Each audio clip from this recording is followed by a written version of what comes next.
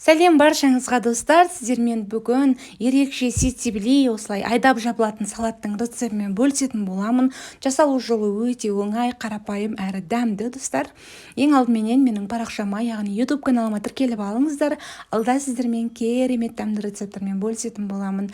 6 килограмм помидорымызды мен мұнда уже турап бастадым. Осылай турап мясорубкамыздан өткізіп аламыз. Барлығында болгарскийімізді да өткізіп аламыз. Мінекей көріп тұрғандарыңыздай чесногымызды да, яғни жаңағы болгар бұрышын, помидорымызды, пиязымызды қолмен турадым. Және лавр жапырағын, осындай қара бұрыш, түйіршіктелген, және де менде ас көктем петрушка, укроп қолдандым, және де 1 пиала шамасында сұйық май қолданасыздар.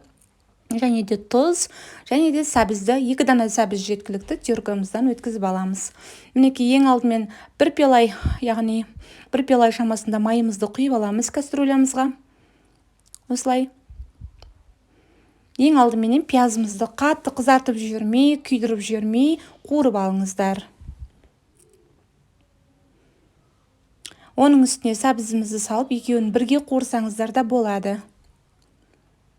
Жақсылап араластырып, кішкене қуырылып сәбізі өле бастаған уақытында біз оның үстіне, яғни болгарскийімізді мен сүрөпкеден өткізіп алған, соны құйып алатын боламыз. Мұнда менде ровно 2 килограмм болгарский.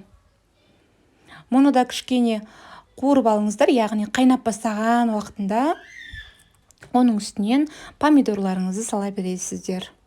Жақсылап араластырып алып, бетін жауып, міндетті түрде қайнауын күтіңіздер. Мінекей достар, қайнап бастады. Осы уақытта мен барлығы біркелкі піссін деген оймен помидорымды құйып алдым. Яғни помидорымызбен бірге қайнап, бір-біріне дәмі сіңімді болып, дәмді болу үшін осылай бір қайнап шыққан уақытында үстіне помидорымды құйып, оны да жақсылап араластырып алып, бетін жауып қайнауын күттім. Мінекей жаймен деп менде қайнап бастады.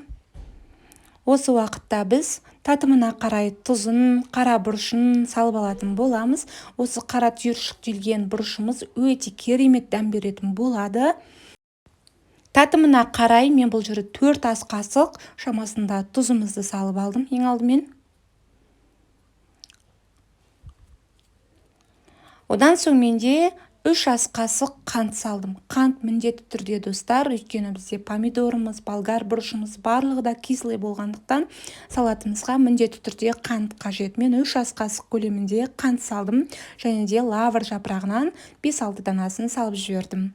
Оның үстіне міндетті түрде жаңағы өткізілген чесногымызды салып аламыз.